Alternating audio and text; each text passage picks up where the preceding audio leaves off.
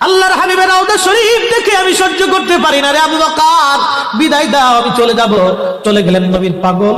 Syria দামেস্কে যাওয়ার পরে কিছুদিন পরে নবীজি স্বপ্ন দেখায়, কিরে বেলাল, এটা কেমন জুলুম, কতদিন হলো তোমার কণ্ঠের আযান শুনি না। বেলাল রে, তোর কি মন চায় না আমি নবীর জিয়ারতে আসতে? বেলাল আয়, আমি নবীর জিয়ারতে আয় রে বেলাল আয়, কতদিন হলো তোমার কণ্ঠের আযান শুনি না। স্বপ্ন যখন নবীজি দেখাইছে, এ মুসলমান, হযরত বেলাল সুদূর সিরিয়ার দামেস্ক থেকে পাগলের মতো দৌড়াইলেন, পাগলের মতো ছুটে আসলেন। যখন মদিনাতে আসলেন তখন তাহাজ্জুদের সময় চলতেছিল। তাহাজ্জুদের সময় চলার সময় হযরত বেলাল রাদিয়াল্লাহু আনহু কাঠের জালি দিয়ে তখন রওজা শরীফ ঘিরে রাখা ছিল।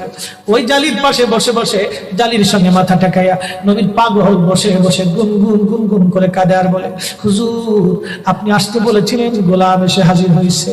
নবী গো, আযান দিতে বলেছেন, আমি আযান দিলে আপনি আগে নামাজ আসতেন, এখন আযান দিলে কি নবী আপনি নামাজ আসবেন?